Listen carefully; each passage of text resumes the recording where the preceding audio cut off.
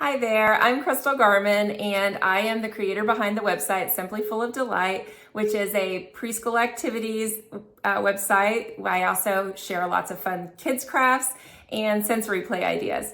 I'm a stay-at-home mom of 4 right now and a former preschool and kindergarten teacher. And today I'm going to be talking to you guys about sensory play. It's one of my favorite topics. If you aren't familiar with sensory bins, a sensory bin is a container that is filled with items that inspire curiosity and imaginative play. They stimulate the senses, and a lot of them have a theme like farm or dinosaurs or maybe a holiday. Most sensory bins have a main filler, which is something that the kids can pour or scoop, and that could be water, dry corn, beans, uncooked pasta, rice. There's so many ideas.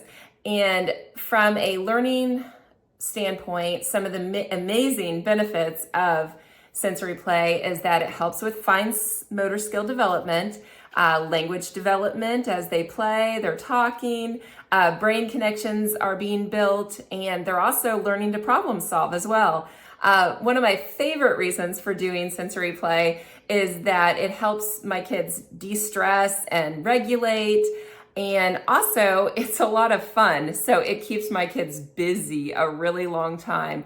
It's a very engaging activity, and honestly, that's why I started doing it so regularly with my kids. It engaged them for long periods of time, and they were learning while they were having fun. Something I want to make very clear is that sensory play doesn't have to be complicated, and it doesn't require you to buy a bunch of items, especially for the sensory bin. You can absolutely substitute things you already have in your cabinets and around the house. I absolutely reuse the items placed in sensory bins, so I might reuse the same scoops or the same filler, or even you might see that I've used some of the same rocks or wooden slices or tongs in various bins. One of my favorite examples of reusing things is that I've even used mini black pots for gold from a St. Patrick's Day bin to become mini cauldrons for a Halloween monster stew sensory bin. Creativity is key here. Absolutely use what you have. Today I want to show you how to make one of my favorite sensory bins, which is a pie sensory bin. This sensory idea is kind of a spin-off of 2 other pie sensory bins I made in the past, but today we're going to be making a pumpkin pie sensory bin. A lot of the sensory bins may take a little to no prep as you add items into the bin and let the child start playing. But this particular bin looks a little complicated, but it's actually quite easy. We just have a tiny little bit of prep work to do ahead of time. All right, so our first step is to prep the pie pieces. You're going to want some brown felt, a pie tin, and some fabric scissors, as well as some pinking shears. So this pie tin, ironically, is actually a real pie tin from a real pie. I absolutely recycle items to save money, and I recommend you do the same. So what we're gonna do is we're gonna flip this over, and we'll take a pen and we'll just trace around the edge of our pie tin, and this will help us get the top layer of our pie. So I'm just gonna trace all the way around here. And so see, I've got a circle there that I can cut out now. And then for the inside layer, you're gonna do the same. We want to get a piece that's going to fit on the inside of our pan, so we need to go around the edge of the outside. That's a little more tricky, but it can be done. And so anyway, you're just gonna hold this down and then trace around the outside.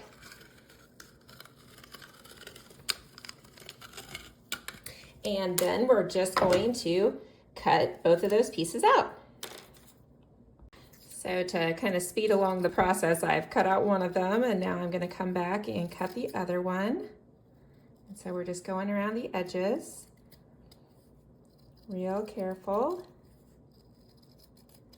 And so this is going to be our top layer of the pie. And to kind of make it look cutesy and more like a pie, we're going to cut some slits. And so to do that, all you need to do is kind of fold your piece in half and then just cut some little pie slits in there.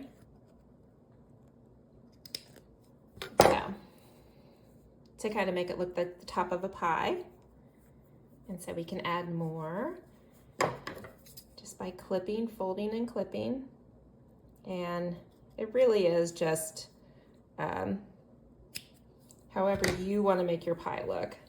So anyway, and then I'm just going to fold mine the opposite direction and get another little slit in the pie just to give it a little extra realistic look. And so I have 3, and then I'll go for one more.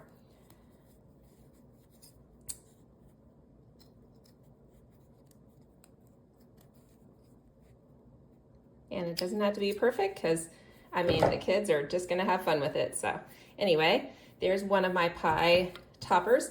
The other thing that I like to do for my kids is I like to make strips, and for the pie crust that would be like a lattice. And so what I do is I use these pinking shears, which have you can kind of see they have the zigzag edge, and it's just a different kind of sewing scissor that I just happen to have on hand. And if you don't have pinking shears, don't feel obligated to buy them. But I just like to use them because they're cute and I already have them on hand. So I'm gonna kind of measure how long I want my crust to be. And then I'm just going to make a big square with my cute little zigzag edge. And then we will make little strips that the kids can layer across the top of the pie. So after this, we'll have the bottom layer, and then you can either have this as the top layer or the strips. And so we're gonna create these strips real quick. So I'm just gonna cut some zigzags. So there's one.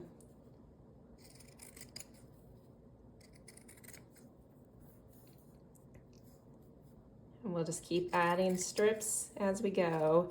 And you can make as many as you want, but I'm just going to make a few just to kind of give you an example of what it can look like. All right, so they can fill up their pie, and then they can build with the strips and make a lattice. And so it can kind of look like that. All right, so now that we have our pie pieces ready, we're gonna go ahead and put together the sensory bin. All right, once you have your pie pieces ready, it's time to create your sensory bin. My favorite kind of sensory container is like a big under the bed container that it's just perfect because it's huge and multiple kids can play with it. What you really want out of a sensory container is something with low sides so that the children can reach in easily. And then also when it's larger, kids can play easier, they can keep the items in the bag easier. So what I'm adding right now is red lentils, which are actually ironically orange looking in color. And so anyway, I just picked these up at my local store. And so I'm just adding enough that it's going to kind of cover the base of my sensory bin. So I just kind of spread those out. And for me, I like to kind of set the scene for the kids so that they kind of can imagine what is, how they can play. And so I'm going to add some measuring cups. I'm going to add my pie tins. I'm going to add some scoops so like the kids can scoop this as they're filling into their pie pan. I'm going to, oh, you know, I forgot to put that in the bottom, but we'll put it in the bottom of this one. And so I'm going to add the lattice then on top there and show them what they can do with their pie, with building a pie. And I'm going to grab them a rolling pin in case they want to pretend like they're rolling out the dough. So they can pretend. So I'm going to add that in there. And I'm also going to add in some tongs. Tongs are really good for fine motor skills. And so you might find that kids want to pick things up with the tongs. I also like to add multiple elements of things that are different sizes. So I'm gonna throw in some orange pom-poms to kind of represent the pumpkin, like for a pumpkin pie. And so I'm just gonna throw in a few of these and throw a few in this pie pan. There we go. And then we're gonna add on our other lattice that we created. So we'll put that there to make that pie. And some other elements you might add. You could add a bowl with a spoon. So sometimes kids like to pretend like they're stirring, so we'll add that bowl in there and we'll put in the spoon. And then also, just for fun, I sometimes like to add in natural elements like these real pumpkins. And so kids can pretend like they're getting the pumpkin and harvesting it to add it to their pie. So anyway, this is a pie sensory bin, and I can totally see my kids getting a lot of playtime out of this. They're gonna really enjoy scooping up some of the lentils, stirring them around, building the pies, rolling out the dough. My kids just absolutely adore things like this. So anyway, just wanted to share that with you. And as you can see, I just made this in just a few minutes with a few simple materials. And something I love about sensory play is that a lot of these materials can be reused again and again. In the past, I've made a different pie sensory bin that was for apple season. So I had red pom-poms with, let's see, what was my filler? Oh, it was oatmeal. And I used my pie pieces and my pie pans, and it's a lot of the same elements, along with apples, of course, instead of pumpkins. Oh, and I actually forgot to add in the whipped cream. So anyway, I have some extra large pom-poms for that, so we'll add that in there too. So anyway, but it's sensory play is just a wonderful way to get your kids engaged in learning and engaged in play. What are you making? I'm gonna make a pie.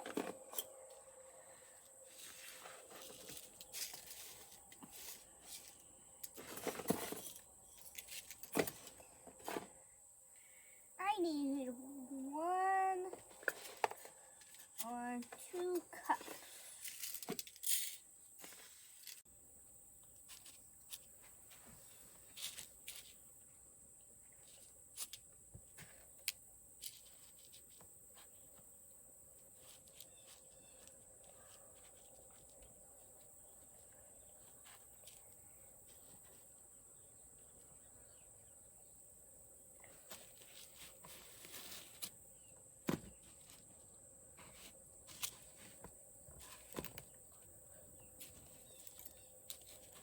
Pass me the bowl.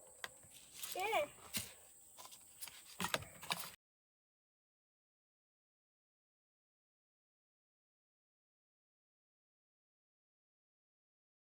I can't express how amazing sensory play is for kids and how engaging it can be for them. Be sure to set expectations that the supplies stay in the bin, and be sure to reinforce that expectation if they try to walk away with the sensory materials. Be nearby the first few times to say, no, that stays in the bin. And if they don't listen, I do take away the bin and try again another time. Kids are fast learners, and they do learn to keep the materials in the bin. I want to challenge you today to find a container to create a sensory bin for your child. If you're worried about big messes, you can use water. You could put a towel underneath the bin and just let them have some fun. Or you could put it outside. I have talked a lot about sensory play today, and I do want to mention another great way to engage kids in sensory play and imaginative play is Play-Doh. I have some free Play-Doh mats that you can grab for your little ones. Each mat has a picture that can be completed with dough. I love how these spark kids' creativity and engage them in play for longer. I hope you enjoy them, and you can find the link for this freebie on this page. Thanks for your time and have a great day.